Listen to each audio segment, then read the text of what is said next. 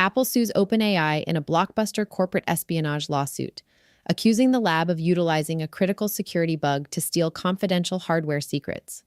A major investigation reveals OpenAI and Google have been legally selling their premium AI models to subsidiaries of blacklisted Chinese defense-linked tech giants, and humanoid robots assist in human surgery for the first time in medical history. Welcome to this week's Rundown. I am your host, Anna. This podcast is researched and produced by Etienne Newman, professional engineer and founder at Geopolitical, from Calgary, Alberta in Canada. Today, we perform a forensic autopsy on the hardware espionage war, geopolitical loopholes, and the balkanization of consumer platforms for the week ending July 12th, 2026. The competition between the titans of technology has crossed a dangerous threshold from market rivalry into outright legal warfare. Apple has filed a massive lawsuit against OpenAI and former executives, alleging a coordinated plot to siphon off proprietary consumer hardware trade secrets. According to the complaint, a former Apple engineer exploited an internal authentication bug to systematically download restricted hardware files and metal finishing data to jumpstart OpenAI's secretive physical device push. But while domestic litigation escalates, a massive international loophole has been exposed. A verified report from the Financial Times confirms that both Google and OpenAI have been legally routing their most capable frontier systems to Singapore-based subsidiaries of blacklisted Chinese conglomerates, including Alibaba, Baidu, and Tencent, sidestepping the spirit of mainland trade restrictions. Before we break down the telemetry of these structural shifts, I have a brief strategic request. The algorithms governing your podcast platform dictate what intelligence reaches your network. To ensure you never miss our weekly forensic autopsies, please hit follow or subscribe to the Geopolitical channel on Apple Podcasts to always listen completely ads-free. It takes just 1 second, but it directly protects independent tech research. Let's unpack the data. Welcome to the deep dive. You know, when you look at Silicon Valley from the outside, it really projects this illusion of a unified, impenetrable fortress. Oh, yeah. Like it looks like this monolith of progress where everything is just seamless, clean, perfectly engineered. And that is absolutely by design. I mean, the public relations framing you see every single day, it's entirely built around seamless ecosystems, utopian innovation. It's supposed to look, effortless. Right. Effortless, but when you actually breach those walls and look at the underlying reality, which is what we do here, that illusion just collapses. It falls apart completely. Yeah. Suddenly, you aren't looking at a unified front at all. You're looking at this landscape of bitter legal betrayals, massive geopolitical loopholes, and this just ruthless, cutthroat race for cheap computing power. Which is exactly what we're dissecting today. Exactly. We are doing a forensic corporate autopsy of the intelligence briefing spanning July 5th to July 12th, 2026. And before we dive in, I need to note, this podcast is researched and produced by Etienne Newman, professional engineer and founder at Geopolitical from Calgary, Alberta in Canada. And it is a critical week to examine. I mean, the sheer volume of leaks across the tech ecosystem right now, it's unprecedented. It's wild. It really is. It's exposing how these companies actually operate behind closed doors, right past the marketing. Right, and that's our mission today. We are looking past the corporate PR. We are going to deeply analyze the raw mechanics of what's actually happening. So, for you listening, here's the roadmap.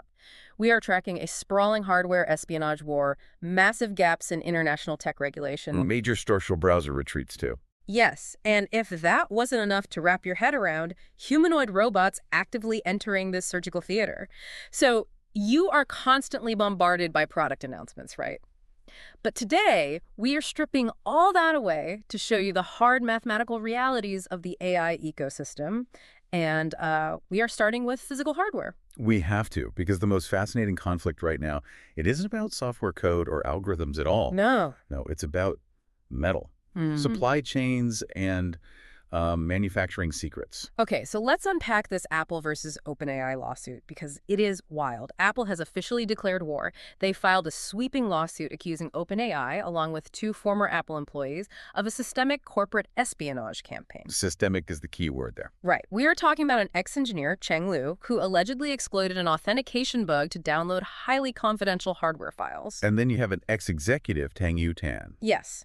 Allegedly emailing himself supplier information, and this is the crazy part, actually urging candidates to bring Apple parts to job interviews. Which is just incredibly brazen. It is. But maybe the craziest detail is OpenAI allegedly approaching suppliers to get the specific details on Apple's highly confidential metal finishing And process. see, the metal finishing detail, that is the smoking gun here. Really? Metal finishing. Absolutely. It shifts this from a standard corporate dispute to a forensic espionage case. Mhm. I mean, Apple's competitive moat isn't just their software. It is their unparalleled mastery of physical supply chains and manufacturing techniques. Okay, wait, I have to play the skeptic for a second here because I'm looking at the numbers and over 400 former Apple staff now work at OpenAI. Yeah, that's true. In Silicon Valley, that's just a Tuesday, right? Yeah. People jump ship all the time. So why is Apple pretending this is some high-stakes espionage thriller and not just, standard talent poaching? Why do they care so much about a metal finishing process? Well, because taking a metal finishing process isn't just poaching a chef, it's stealing the molecular blueprint for their frying pan. Oh, wow. Okay. You really have to look at the mechanics of what AI hardware actually requires. Running advanced AI models locally on a device, it generates a massive amount of heat. Right, physics. Exactly. Apple has spent over a decade perfecting how to mill and finish metals like titanium, specialized aluminum, to dissipate that heat efficiently without needing massive, loud cooling fans. So it's fundamentally about thermal management. It is entirely about thermal management. And OpenAI, they're aggressively pivoting into physical consumer hardware. They aren't just building chat interfaces anymore. They want to build native AI devices. Right, the hardware play. But they don't have 10 years to figure out the metallurgy and the thermal constraints. Yeah. Hiring 400 people is standard talent acquisition. But exploiting authentication bugs to siphon the exact schematics of how a competitor manages device heat. Yeah, that's different. That is an attempt to instantly bypass billions of dollars in iterative supply chain development. Apple is using the legal system here to fiercely protect its physical manufacturing secrets from a competitor that is trying to skip the line. Okay, so Apple is ferociously guarding its hardware independence. But here is where it gets really interesting and honestly a bit contradictory. Oh, the Broadcom deal. Yes. While they are suing OpenAI over metal finishes, they are quietly throwing this massive financial lifeline to another company for things they apparently cannot build themselves. Apple just extended their custom chip partnership with Broadcom through 2031. Which is a massive $30 billion commitment, by the way. 30 billion. Specifically for custom ASIC chips, right? Yeah, exactly. And the flagship of this deal is the upcoming Bultra chip. From what we know, Bultra is this supersized M5 Ultra slated for the next Mac Studio by early 2027. And it's designed specifically to handle AI server training and inference. Correct. To me, this is like a master fortress builder admitting they don't actually know how to forge their own swords. That's a great way to put it. If Apple is so fiercely protective of its hardware independence, why does handing $30 billion to Broadcom expose such a massive vulnerability in their in-house capabilities? Well, it really comes down to the fundamental architecture of computer chips. So Broadcom is building them ASICs, application-specific integrated circuits. Okay. To understand why Apple needs them, think of Apple's famous in-house M-series chips, like a Swiss Army knife.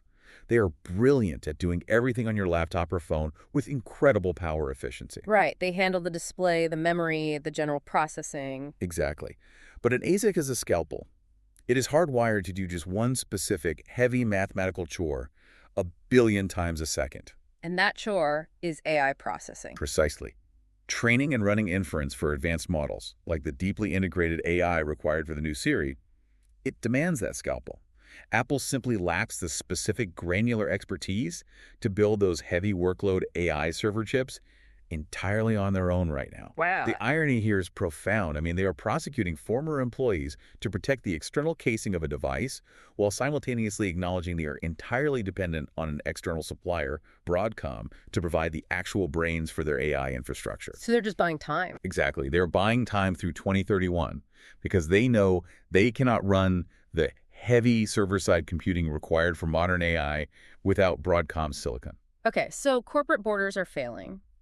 But we need to pivot to national borders failing because there is a massive leak in global regulation right now. Yes, the macrostructural leaks. Right. So according to a strictly factual report from the Financial Times, Google and OpenAI have been selling their advanced frontier models to Singapore-based subsidiaries of Alibaba, Baidu, and Tencent.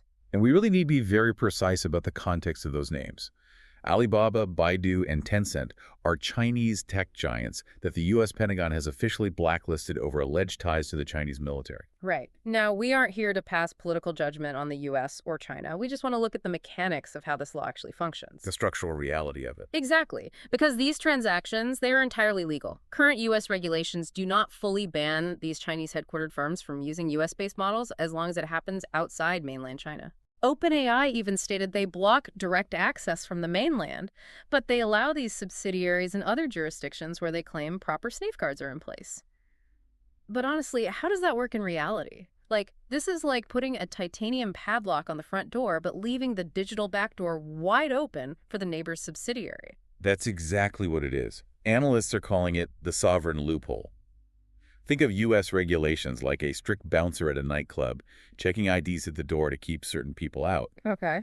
The sovereign loophole is like those banned people renting a luxury apartment across the street, setting up a secure feed, and just watching the club's live stream. Yeah. The U.S. is trying to geo-fence physical borders, but in a cloud economy, data travels to the compute. The compute doesn't travel to the data. So if a subsidiary in Singapore pings an OpenAI server in California, the parent company in Beijing still gets the R&D benefit of that AI processing. Precisely. It highlights the geographic absurdity of trying to regulate a cloud API like a physical export. Right. It's not a physical thing. No.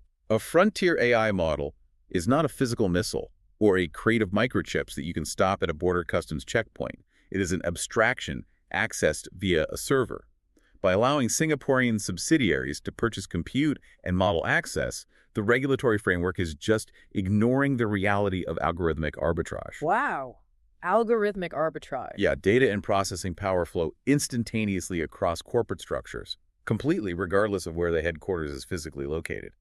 This legal workaround fundamentally proves that you just cannot build a traditional regulatory wall around a cloud. Okay, speaking of data flowing where it's cheapest, that perfectly transitions us to what Meta is doing right now, because they are weaponizing that exact concept of algorithmic arbitrage on the consumer side. Oh, Meta's going fully aggressive. Yeah, they just rolled out Muse Spark 1.1. It's heavily geared for agent-style tasks and long computer sessions. If you're wondering why every single app on your phone suddenly has an AI chatbot this week, this pricing war is why. Meta is heavily subsidizing it. The API pricing is aggressively low. It's 1.25 per million input tokens and 4.25 per million output tokens. To put that in perspective, that is roughly a quarter of the cost of their top rivals. A quarter. Yeah. Mark Zuckerberg is publicly attacking what he calls the very extreme margins of other AI labs. And their tech backs it up, right? I mean, Muse Spark 1.1 features a 1 million token context window, and its ability to split jobs across parallel subagents is reportedly pushing it past models like Opus 4.8 and GPT 5.5 on reasoning benchmarks. From a purely technical standpoint, it is incredibly formidable. 1 million tokens means you can feed it hundreds of pages of documents at once. Right. And parallel subagents. That means the AI can break a complex prompt into 5 different tasks, solve them simultaneously, and stitch the answer back together. Yeah. At $1.25 million tokens, developers can afford to run those complex background tasks all day long. But here is the cognitive dissonance that I just cannot get over. Meta is operating like a hyper-efficient discount airline. They've slashed the ticket prices to near zero, but they forgot to ask if they could scan your luggage and sell photos of your clothes. Yeah, that's a fair assessment. I mean, at the exact same time they're crushing the API benchmarks with Muse Spark, they had a disastrous sudden launch of their in-house Muse image generator. Yes, this was built by their superintelligence labs, internally known as Project Mango. Right. And they had to pull a massive feature just days after launch. Why? Because they automatically enabled a toggle that allowed anyone to generate AI images based on public Instagram accounts using a simple @mention. With zero notification. Zero. Users were never notified. The opt-out was hidden deep in the settings, and even if you found it, it only stopped future generations. Your existing AI-manipulated images stayed live on their servers. How can a company be capable of engineering state-of-the-art parallel subagent reasoning yet fail so spectacularly at basic consumer consent? Because it reveals how they fundamentally view their infrastructure. Meta views data as raw fuel. Fuel. Yeah. Their API token pricing strategy is brilliant because they are deliberately undercutting the market to starve their competitors of developer oxygen. But that same ruthless optimization fails completely when applied to human privacy. They engineer for maximum scale and engagement first, and they handle the PR disasters second.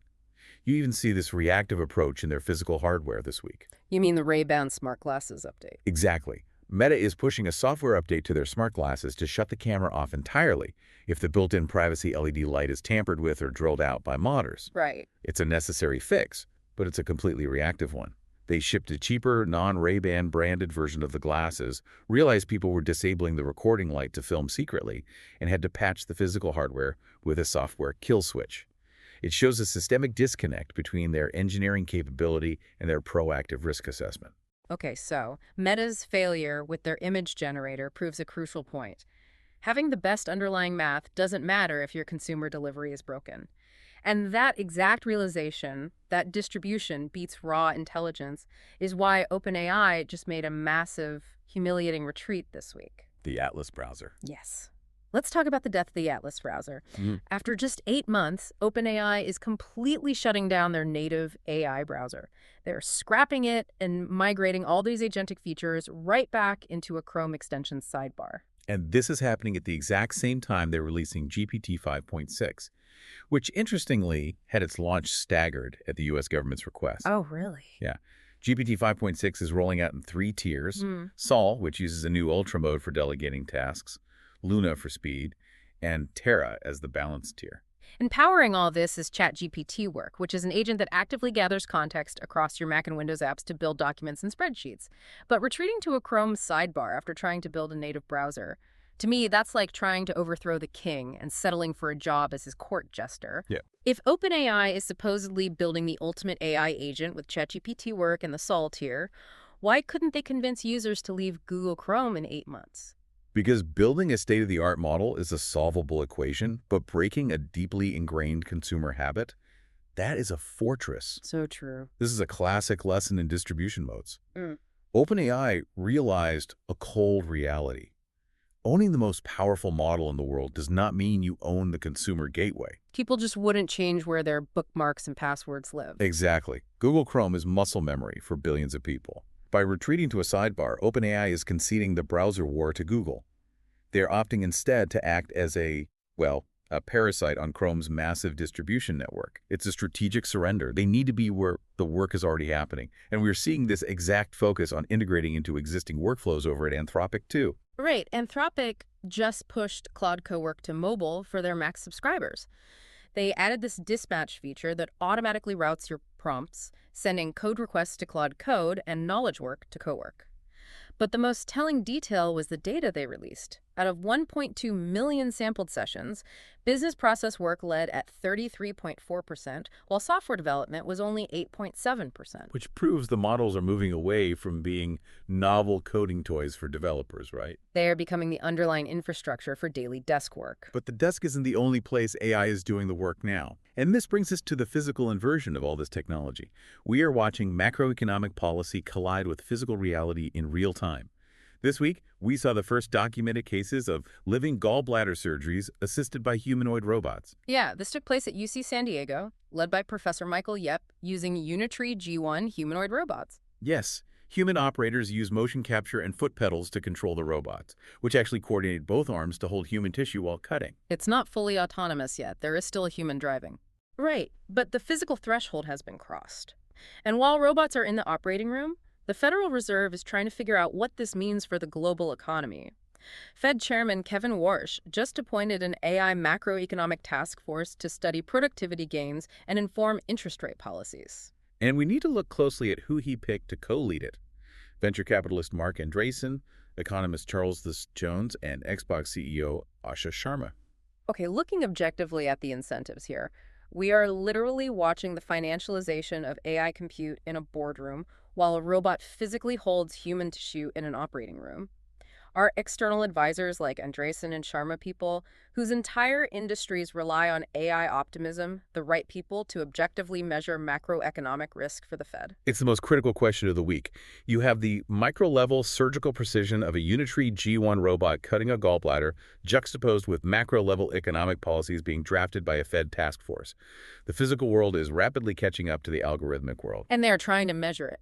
Exactly. But measuring the actual productivity gains of AI is incredibly difficult. Yeah. When the central banking system relies on individuals whose net worth and corporate success depend on the perpetual growth of the AI narrative, the risk parameters become heavily skewed. Yeah. Whether it is an AI making a physical incision in a patient or a central bank adjusting national interest rates based on assumed AI productivity, the margin for error is shrinking rapidly. Yeah. And just to underline how fast the physical hardware race is accelerating globally, China just successfully caught the booster stage of their Long March 10B rocket in a giant net this week. Oh, wow. Caught it in a net. Yes, the physical consequences of these technologies are now very, very real.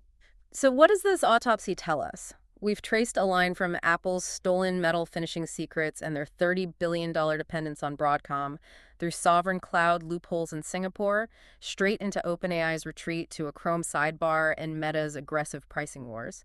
And it all culminates in humanoid surgeons and Federal Reserve task forces. The overarching theme is the dissolution of boundaries. Corporate supply chain moats, national regulatory borders, and the line between software abstraction and physical consequence, they are all deteriorating at the exact same time. And that is why this matters directly to you. You are existing in a landscape where these borders are dissolving. AI is no longer just a chatbot contained on your screen. It is moving into a robot in a physical operating space. It's an API actively scraping your public Instagram photos to train its next model. And it's a digital commodity being traded through geopolitical loopholes that governments just can't seem to close. The guardrails we assume are protecting us, whether they are national trade blacklists or a simple corporate privacy toggle, they are proving to be highly porous. Which leaves us with a final, lingering thought to mull over. If the largest, most powerful tech companies in the world cannot protect their own physical hardware secrets, and national governments cannot build a digital fence high enough to keep frontier models inside their borders, what does that mean for the security of the personal data you feed into these systems every single day? It's a vulnerability we all share as the infrastructure changes underneath us. We started by looking at the unified facade of the Silicon Valley fortress, and we found it crumbling from the inside out. Thank you for joining us for this deep dive. Stay curious, stay skeptical, and we'll see you next time. And before you go, if your company is building the tools that power the workflows we talked about today, I'd love to showcase them to this audience. We don't just run ads, we build technical simulations that prove your value. Let's build something together. Visit jamgamind.com/partners to get started. Until next time, keep building.